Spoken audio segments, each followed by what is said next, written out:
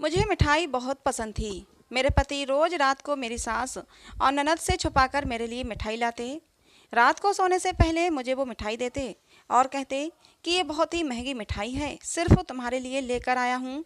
अपने पति की मोहब्बत देखकर मैं खुशी से फूली न समाती थी और वो मिठाई खा लेती।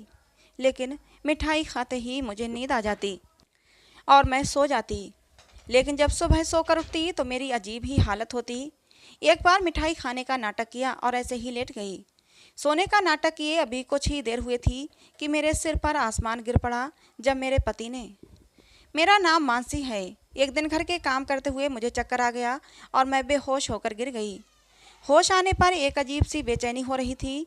लेकिन एक बात अजीब थी, इसके बाद से मेरे पति का रवैया मेरे प्रति बहुत बदल चुका था। एक दिन मैंने यूं ही बातों बातों में कह दिया था कि मुझे मिठाई बहुत पसंद है, लेकिन तुम्हारे घर में तो मिठाई बनती ही नहीं। मेरा इतना कहना था कि अगले दिन को ही जब रात को मेरे पति कमरे में आए तो उन्होंने मेरे सामने एक डिब्बा रख दिया। मैंने पूछा इसमें क्या है, तो कहने लगे इसमें बालूशाही है, ख़ास तुम्हारे लिए लेकर आया हूँ। मैं हैरान हो गई, क्योंकि इससे पहले तो मेरे पति मेरे लिए कुछ भी लेकर नहीं आते थे। फिर आज ये प्यार मुझ पर कैसे उमड़ आया। और सबसे ज़्यादा तो हैरत तो इस बात पर हो रही थी कि जब मेरे पति ने कहा ये मिठाई मैं अपनी माँ और बहन से छुपाकर सिर्फ तुम्हारे लिए लाया हूँ, तो मैं बहुत ज़्यादा हैरान थी, क्योंकि उनके बिना तो घर में पत्ता भी नहीं हिलता था। मेरे पति तो अपनी माँ और बहन के हुक्म के बिना सांस भी नहीं लेते थे, फिर उनकी इजाज़त के बिना ये मिठाई कैसे लेकर आ गए।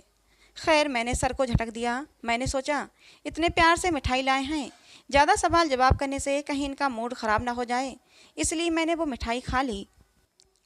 मिठाई खाते ही मुझे नींद आने लगी और कुछ ही देर में मैं नींद की वादियों में चली गई। सुबह सोकर उठी तो अजीब सी फीलिंग्स हो रही थी। सर भारी भारी हो रहा था, चक्कर भी आ रहे थे। ऐसा लग रहा था कि अभी गिर जाऊंगी, लेकिन फिर भी मैं उठी।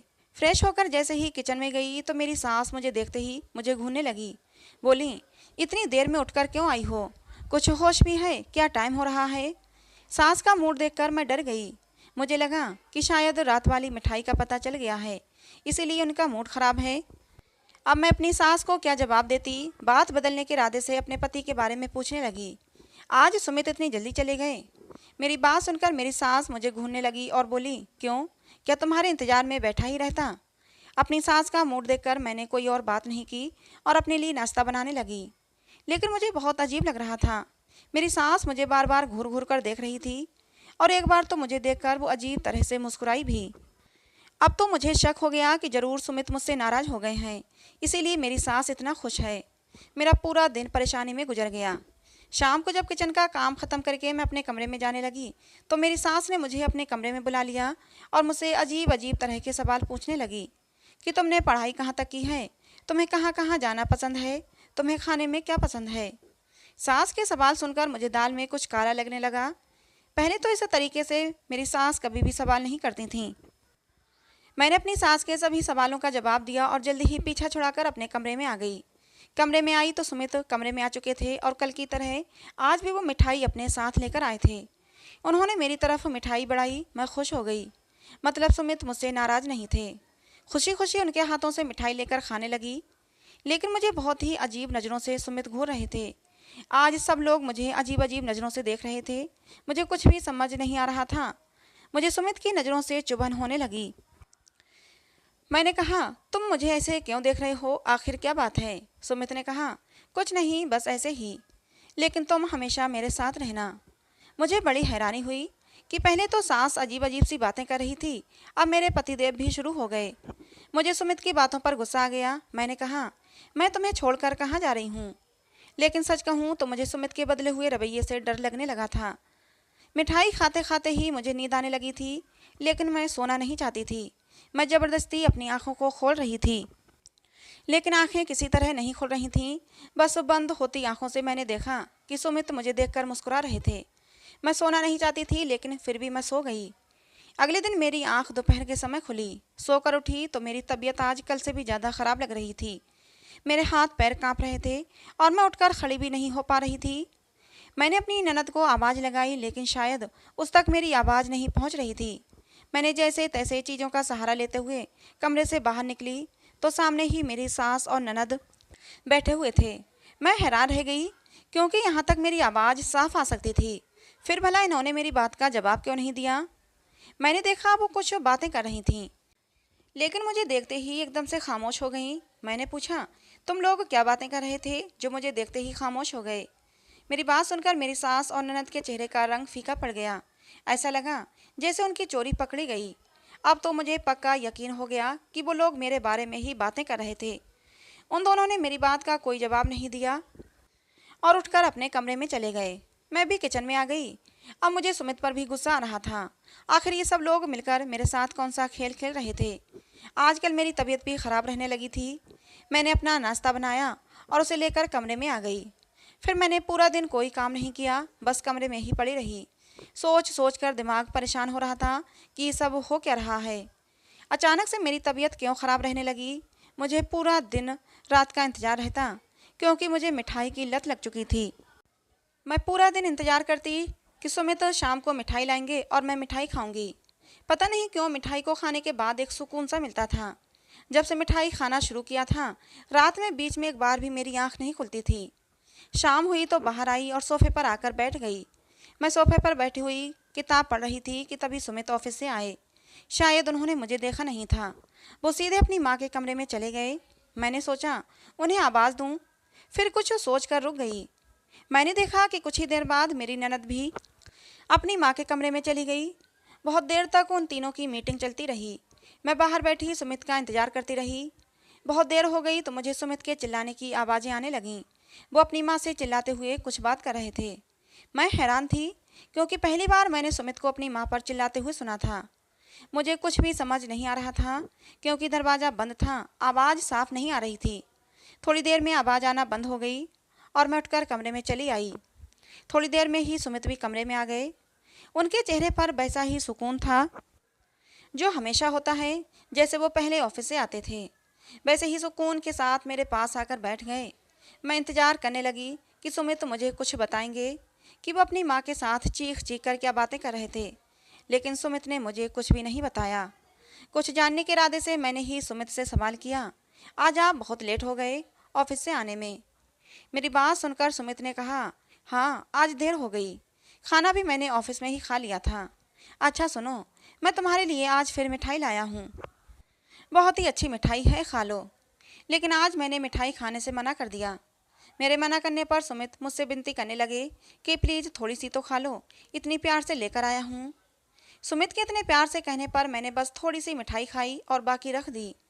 थोड़ी देर बाद मैं सो गई कि तभी नींद में मुझे कुछ चुभने का एहसास हुआ। ऐसा लगा जैसे किसी ने मुझे सुई चुभोई हो। आज पहली बार मुझे नींद में किसी बात का एहसास हुआ था। मैंने अपनी आंखें खोली, कमरे में अंधेरा था। मैंने लाइट जलाई, लेकिन सामने कोई भी नहीं था। सुमित सो रहे थे।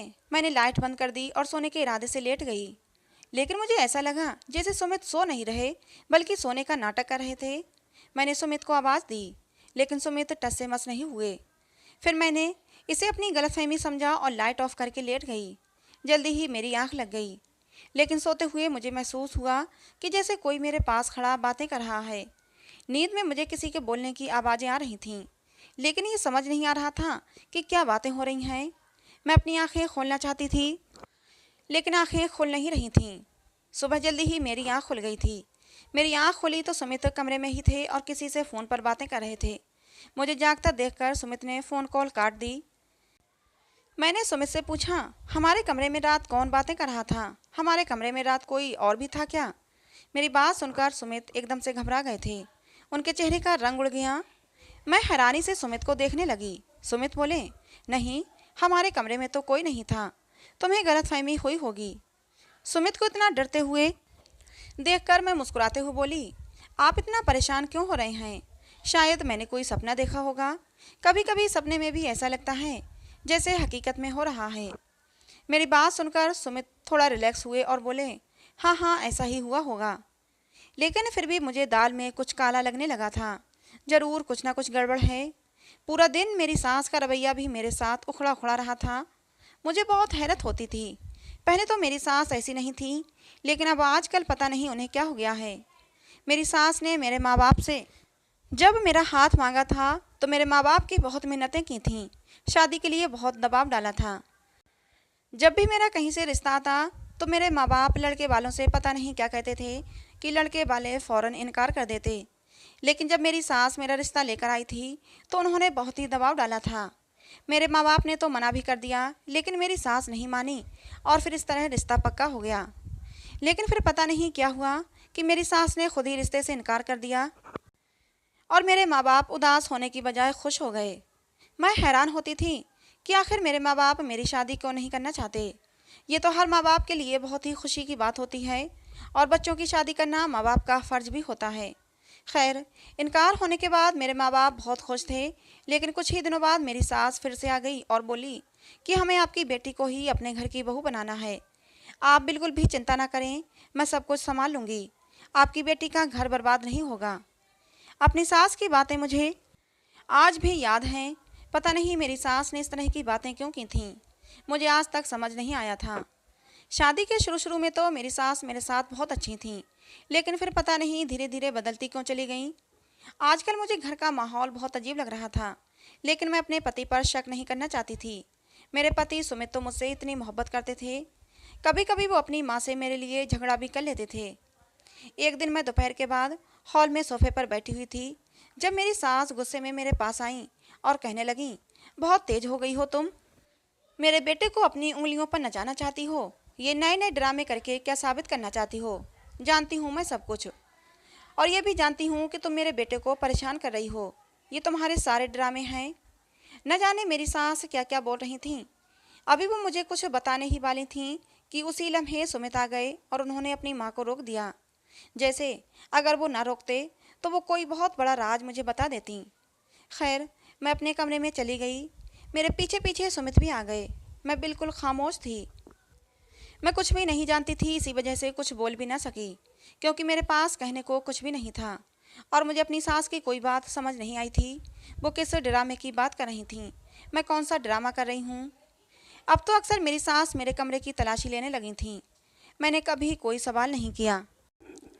खैर, मैंने इन सारी बातों को अपने दिमाग से निकाला और सुमित से घर जल्दी आने की वजह पूछी, लेकिन सुमित ने कोई जवाब नहीं दिया और चुपचाप बाहर चले गए और फिर रात के वक्त ही आए। उनके इंतजार में मैं सो चुकी थी। उन्होंने ही आकर मुझे उठाया और मुस्कुराते हुए कहा, थोड़ा सा इंतजार कर लेती मेरे आने का। और लगता है अब तुम्हें मिठाई पसंद नहीं, पहले तो बड़े जोश और खुशी से खाती थी मिठाई। मैंने उनकी बात सुनी और मुस्कुराने लगी। मैं तो अभी खाती हूँ, ये कहकर आज भी मैं उनकी लाई हुई मिठाई खाने लगी। जैसे जैसे मिठाई खा रही थी मेरा सर चकराने लगा। अचानक मैंने देखा कि कमरे में कोई लड़की दाखिल हुई, पर उस वक्त तक मुझ में इतनी हिम्मत ही नहीं थी कि मैं आंखें खोलती और उस लड़की को देखती। मुझे नींद आ रही थी। उस वक्त सोने के लिए मैं बेताब थी। उस वक्त मुझे परवाह नहीं थी कि कमरे में कोई लड़की आई है या लड़का। मुझे बहुत सुकून की नींद आ रही थी, इसलिए मैं सो गई, ये जाने बिना कि वो लड़की कमरे में क्या करने आई थी। अगला पूरा सारा दिन मेरा इसी परेशानी में गुजर गया। मैंने फैसला कर लिया था कि अब मिठाई नहीं खाऊंगी। सब कुछ इसी की वजह से हो रहा है। मिठाई को खाते ही मुझे नींद आ जाती थी।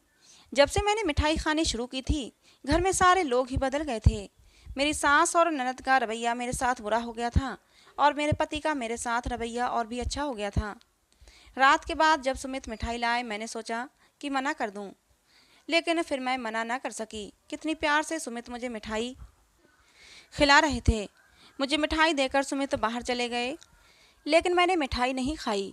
थोड़ी देर बाद आए तो सुमित किसी से बातें कर रहे थे। मैं तकिए पर सर रखकर सोने का ड्रामा करने लगी।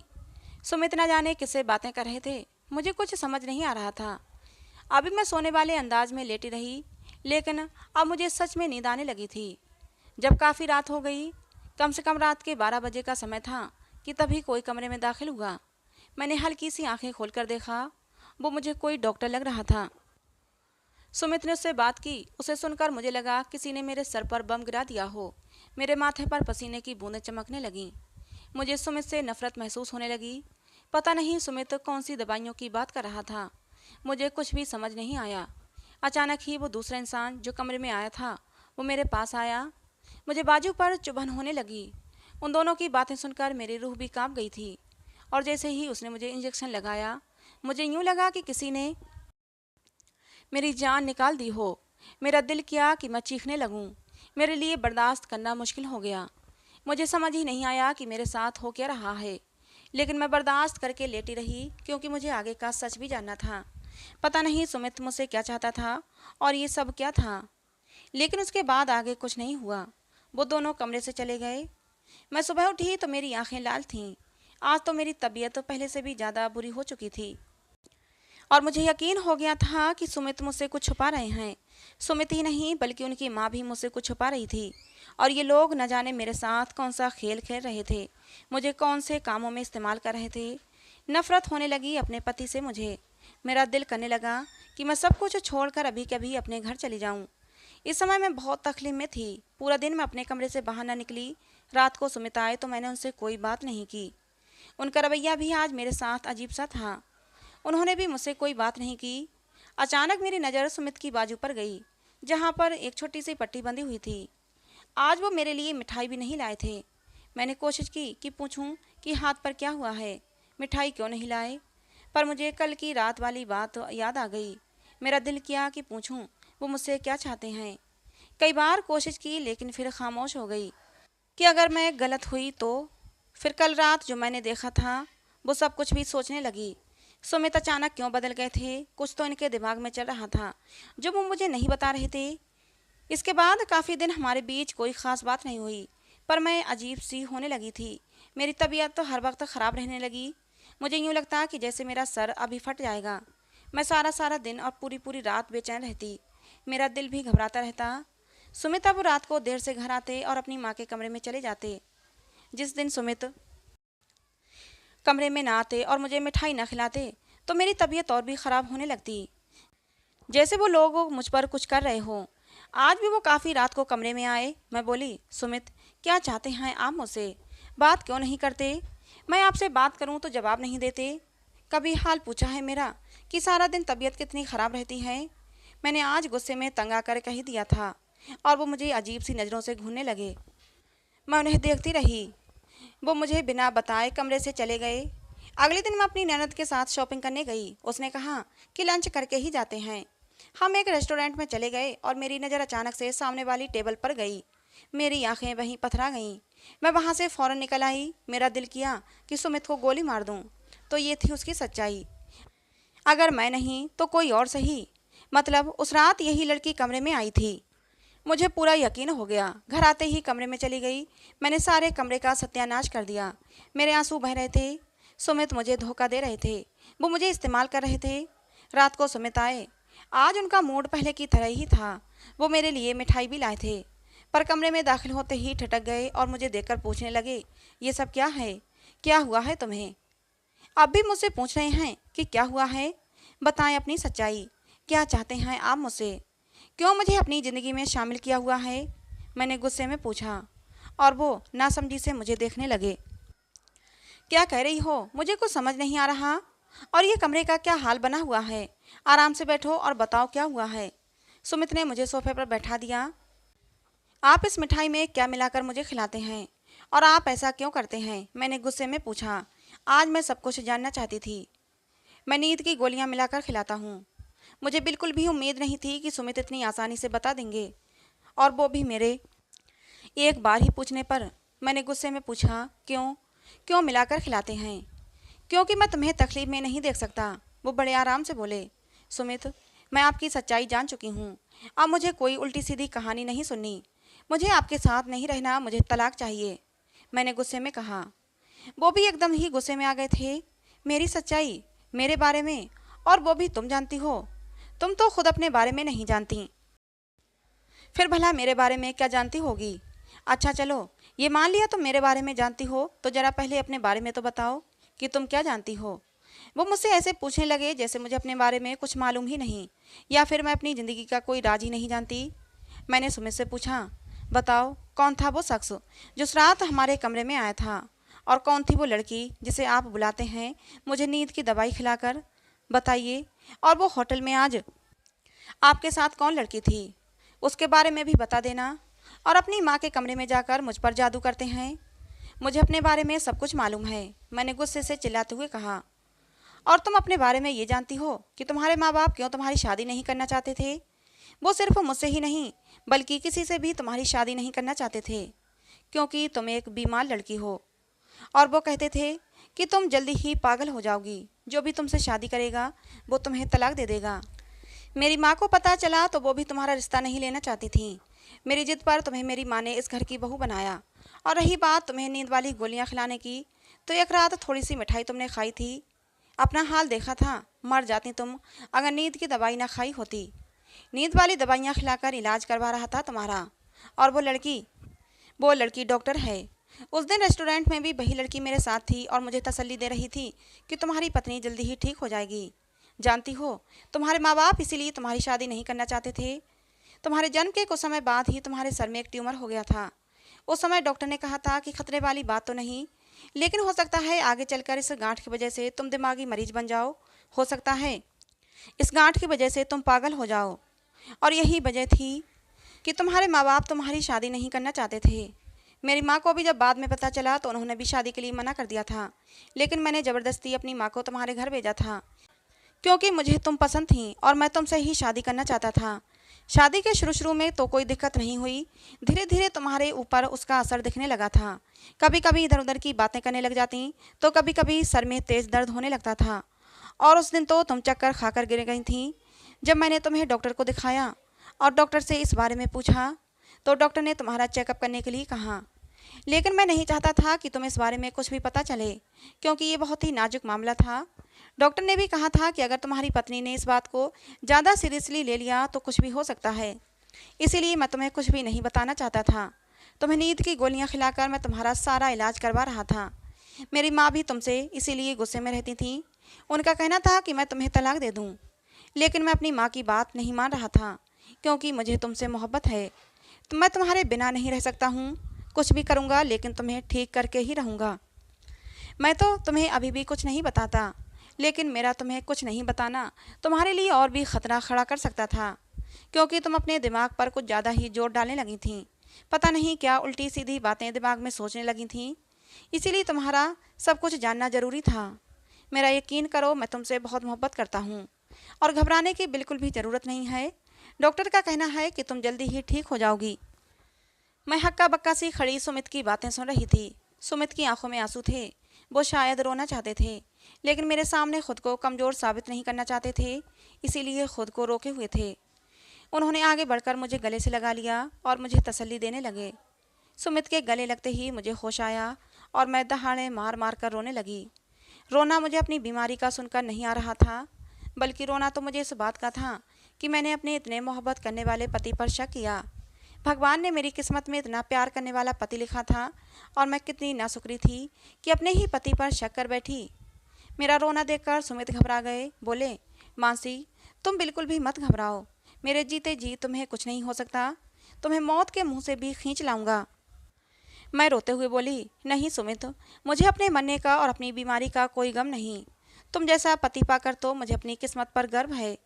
तुम्हारी बाहों में अगर अब मौत भी आती है तो मुझे कोई गम नहीं। इतना कहकर मैंने दोबारा अपना सर सुमित के सीने से टिका दिया। सुमित ने भी मुझे कसकर अपनी बाहों में भर लिया। मन ही मन भगवान से दुआ करने लगी कि भगवान, अगर तुझे मेरी उम्र और बढ़ाना है तो बस इतनी ही बढ़ाना कि सुमित से पहले ही मुझे मौत आ जाए, सुमित के बाद नहीं, क्योंकि सुमित की बाहों में मरना चाहती हूँ और यही मेरी आखिरी अभिलाषा है। तो दोस्तों, आज की हमारी ये कहानी आपको कैसी लगी कमेंट बॉक्स में ज़रूर बताना। पसंद आई हो तो प्लीज़ लाइक करना। ऐसे ही और कहानियों के लिए हमारे चैनल को सब्सक्राइब करना बिल्कुल मत भूलना। कहानी को अंत तक सुनने के लिए आप लोगों का बहुत बहुत धन्यवाद दोस्तों। मिलते हैं अगली किसी नई कहानी में।